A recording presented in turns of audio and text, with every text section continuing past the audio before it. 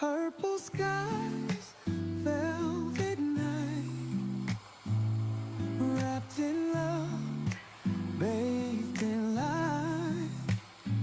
A touch so smooth, a love so deep.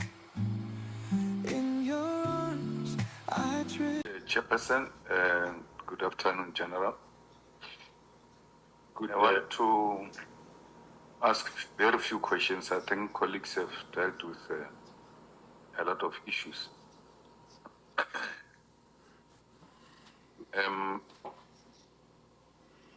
Were you reluctant to open a case against those who were involved in the issuing of illegal directives or instruction, including General Sevilla, who wrote a letter to disband PKTT, even when you said you shouldn't issue that letter? I will deal with the matter. Thanks, Honorable Chair and members. Good afternoon, Honorable Member. No, I wasn't reluctant. After we discovered what is being happening, I appended my signature, I appended my affidavit and give it to the members to open a case, which is it's being opened. It's an inquiry, but sure it will end up being a case. No, but General Mkhwanazi says he came to you 3 times. And he only got the affidavit when he came for the 3rd time. He had to come himself to Pretoria and wait for you to write an affidavit. So why would he come to you 3 times if you're not reluctant to open a case? No, I wasn't reluctant, Honorable Chair. I wrote the affidavit, and of course, if there are certain matters that they find that they are not included in the statement, they will indicate, ask me to say, what about this? Then I'll amend the affidavit and write it and give it. I was never hesitant, Honorable Chair. I don't think it is correct to say the crime scene is in KZN. The crime scene is in Pretoria. The dockets are taken to Pretoria. The letters are being written in Pretoria. Some of these implicated people are in Pretoria. You wait for a general from KZN to come and ask for an affidavit from you instead of you registering or opening a case in Pretoria as a top cop. Because these things are happening at the head office, not necessarily in KZN. KZN and General Mkhwanazi tells us that he only comes in when they started touching PKTT. So, meaning these people have been running wrong things there in the head office. And General, you don't open a case until General Mkhwanazi comes. What informs that? Honorable Chair, the opening of the case, we only opened the case after we realized what is happening. Even he didn't open a case before because we didn't know what was happening. After we realized what is happening, then we wrote it. That's when I appended my affidavit, and we looked as to where will this be, and we said, well, the team is in KZN, and we registered the case there in KZN. It will make a difference, but we said the scene is there where it happened, but yeah, that's how we arrived at it. No, General, all of us agree that everything happened after you discovered there is a rot. There's something going on which is wrong. You should accept that you did not act in a responsible manner as a national commissioner after you discovered that there was something wrong. If General Mkhwanazi can open a case, your minister in Pretoria is the one who issues illegal directives and to deal with the people of KZN. So the crime scene is in Pretoria. That's where it's being operated from. It's not being operated in KZN. It's being operated from the head office. As a national commissioner, you ought to take responsibility that on hindsight, you now realize that you are actually the most responsible person who should have acted on this matter. Thanks, Honorable Chair. I agree I'm the responsible, but where the case was open, remember the directive was directed to PKTT, and the seat of PKTT is in KwaZulu-Natal. And, well, you can't open a case without affidavit. I'm the first one to pen my affidavit, and this is how we open a case. Because you can't open a case without the affidavit. That affidavit of mine is the one that opened the case. Now, what happens, what are the police protocols when your deputy is told by the most senior, then highest authority, don't do anything, don't write this letter. I'll attend to this matter myself, leave it. And then you wake up the following day, this guy has written a letter. Let's leave the case and all of that. In terms of protocol, what did you do? Because Sibia gets suspended after the press conference of Kwanazi and all of that, but you discovered that this person, I told him, just from a labor point of view and hierarchy and protocols, it can't be that you can give your subordinate an instruction and he acts, that is extreme. To write a letter to disband PKTT and you don't take action against him until there is this noise on Sibia. Only then we get to hear about special leave and all of that. But that is where after Sibia defied you and wrote a letter against your wish. Yeah, thanks, Honorable Chair. I did say that I did call him and say, leave the matter right at the beginning. He wrote letters, and later I learned that he's still doing this. Hence, I told him, hey, I called him, hey, don't interfere with this PKTT. Chair, no. I hear you. But what are the protocols? I mean, everywhere else, what are the protocols? If you say to this guy, don't write a letter, especially on such a matter, and he writes a letter, the protocol is not, hey, don't do this. What course of action are you allowed to take, and why didn't you take that action against him? Well, the action, one of the actions I can take is to warn him, which I did at some point in April, May. I did call him and say, stop doing what you are doing. Now, General, from where I'm sitting, and I don't have a doubt, unlike Honorable Pretemba, I agree that you opposed the dissolution of PKTT. And you did it in your own manner, because sitting there, I can see an agreeable person. So you are not going to come across as if you are General Mkhwanazi or Malema or anything. You've got your way of communicating things. So that's your political principle. Whether they call it a boss or not, it's a political principle. It's overseeing your work and the work of the department and all of that. When he says dissolve PKTT and you are not agree, it can only be the way you are doing it. Okay, no, I hear you, why? And then the person is not budging on reasons, and then you say, well, let's take time, try to see how we go about it, because you're hoping something in between will happen. So you're buying time so that there could be a possible intervention, and amongst other things, in between you went to the president and briefed him and all of that. Will I be correct to make that observation that right from the scratch, you were not in doubt that this thing must not be dissolved? But you can't speak to your minister as if you are speaking to your subordinate. You find a correct, within a measured ways to address that point. Yeah, no, that's correct. Yes, I believe that it's not right, and I find a way to address him, for him to open up, to tell us why is he disbanding this team, and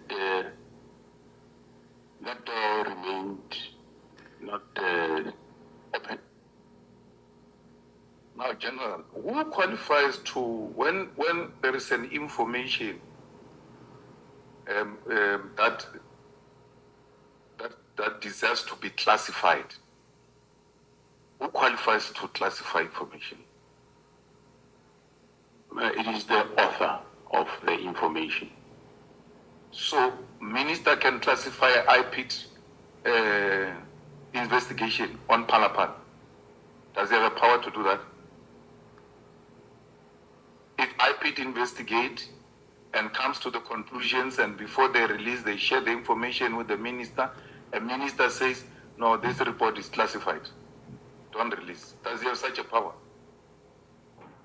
No, it wouldn't be the minister who classified it. He can say it if he saw that the report is classified, but he doesn't have the power to classify it. The report would have been classified by the author, in this case, which is IPIT. So the IPIT classified Palapala investigation? According to what you are saying, yes, that will be correct, because I don't have it with me, and I wouldn't know what level of classification is there. But no, I'm not according to me. I'm asking if Palapala was investigated by IPIT, and then at a later stage they classified that investigation. Themselves as the authors, through you, Honorable Chair, would have, if the report is classified, it will be them, IPIT, that classified the report. Have you checked up on General Khumalo since he called since he went on sick leave or something like that? I did, Honorable Chair. And how is he doing? No, he's doing quite well now. So we should expect to have him soon? Yeah, we can expect him soon, yeah. It was quite a tragic thing, but I think maybe a week or so he will be fine.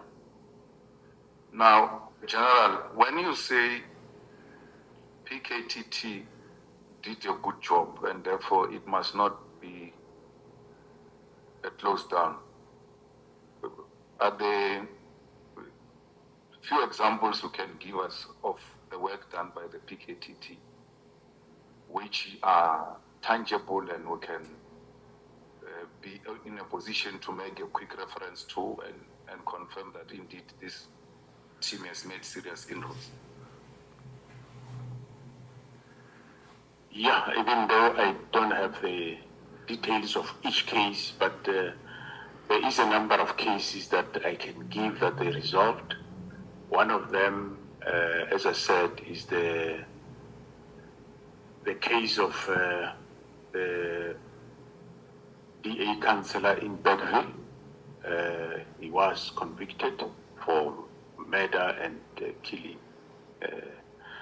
The case of also, I think it's a DA councillor around Howick. There has been convictions in that regard, and a number of people, including the Nkosi there, has been arrested, and the case is going on. And yeah, the case of Cindy Somakaka, it is the PKTT that have unraveled what we now know, and the case is not yet still finalized. There has been conviction of some suspects or accused, but the case is not finalized. So there is still arrests that will unfold once the first phase is finalized. So yeah, some of the cases now and then you see in the media where I think recently they did get a life sentence in the murder at Lady Smith. They got life sentences. A number of cases they had life sentences.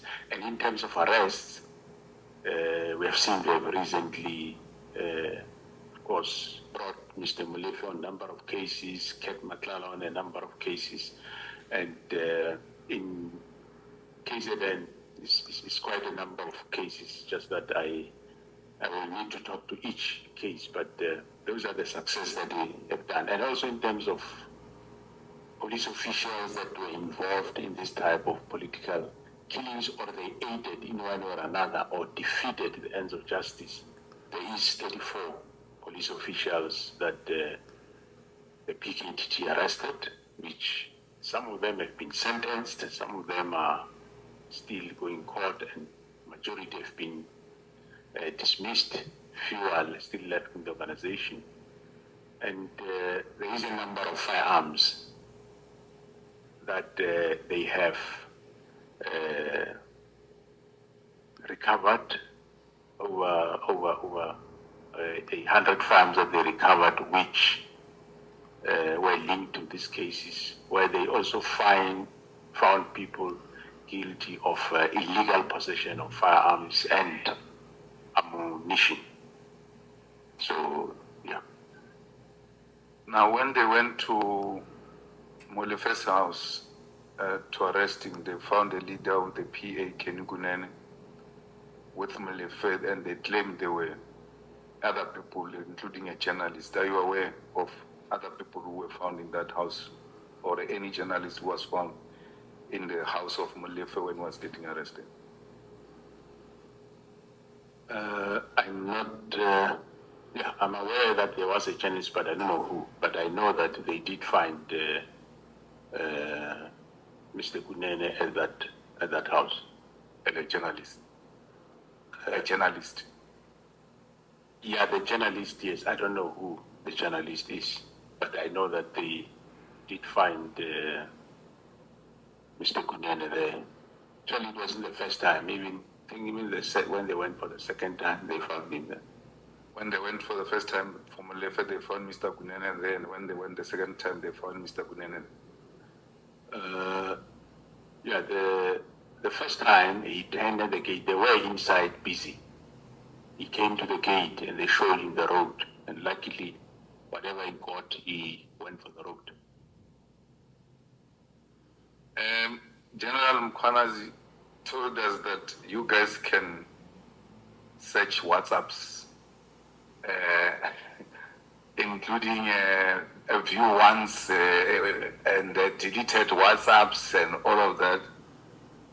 Do you have an equipment like that as subs, or have you outsourced that responsibility to a private company? And if it's a private company, whose company is that? And how was that tender awarded? Honorable Chair, because you don't want to be searched your WhatsApps by Matlala.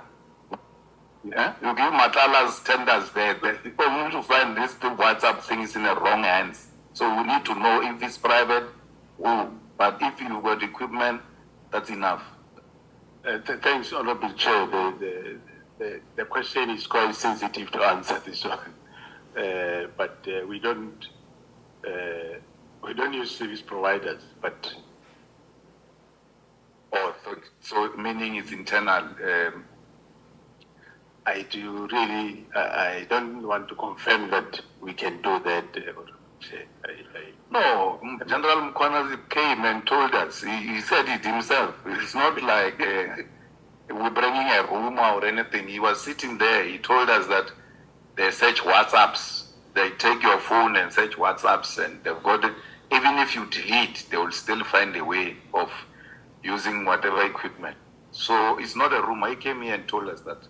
So I wanted you, as a top cop, to confirm if indeed that is correct. Thanks, Honorable Chair. I'll have to go back and check with my division, crime intelligence.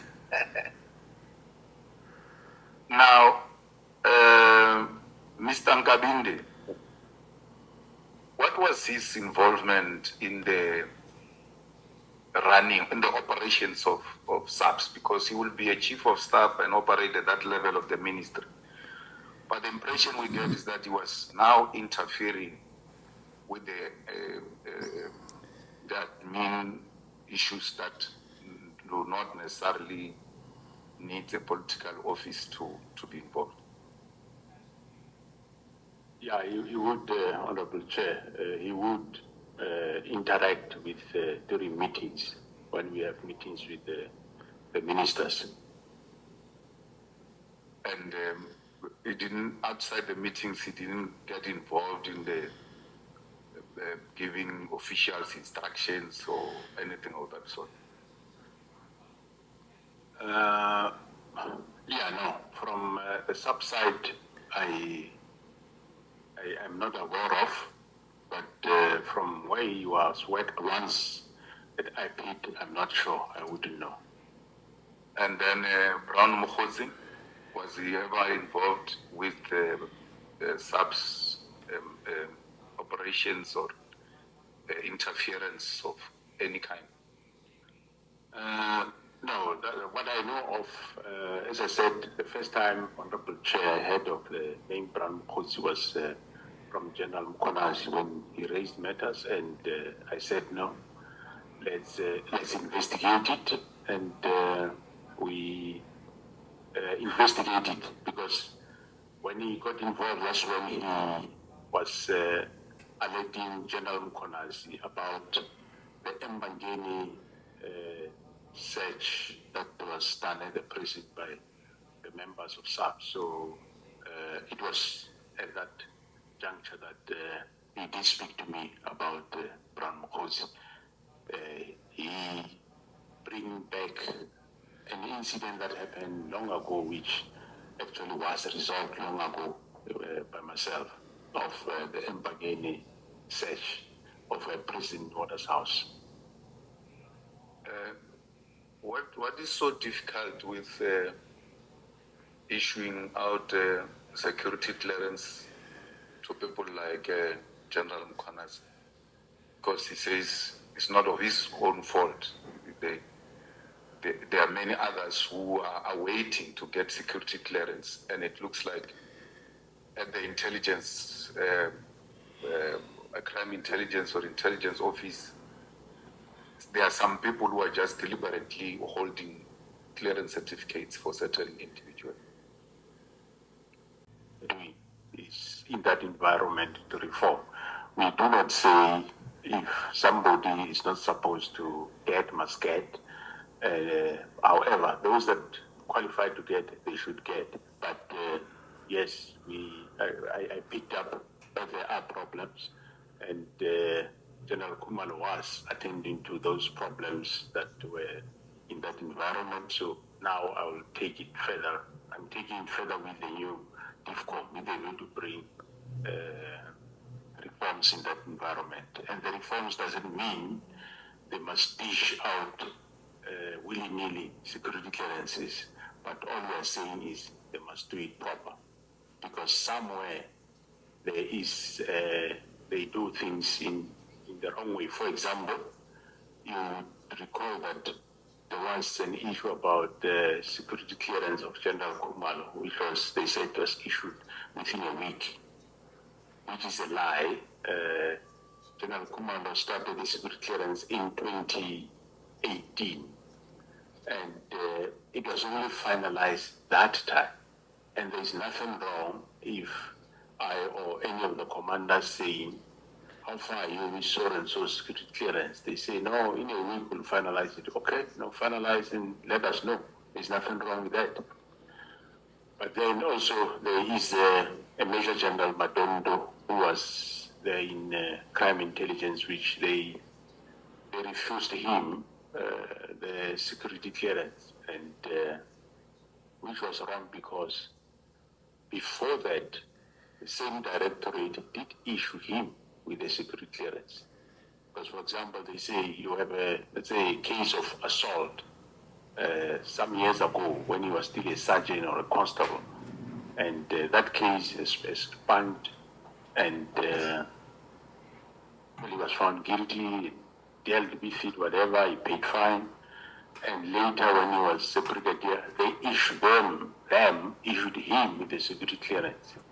And when it expires, now you can't come and raise the reason that I don't give you now because 30 years or 35 years ago you had an assault case, whereas you did issue after that. So those were the disparities that we we picked up, and hence I think it was himself, General Madondo, and General Khan, security clearance, that we referred to our other sister department to deal with that. So, but we are reforming that section with a view to, well, it's not the only one, but it's a number of areas that we need to reform in that environment.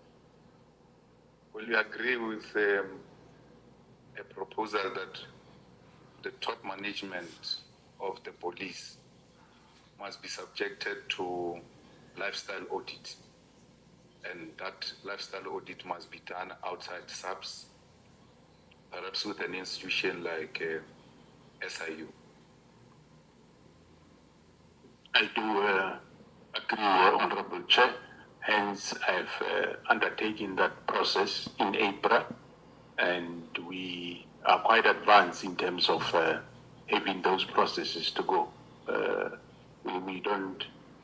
I don't see any problem. SIU can do it, or anybody else, but for now, SIU agreed to do it, and they are going to do it. They will start with myself and go down. Thank you very much, General. Thank you very much, Chairperson.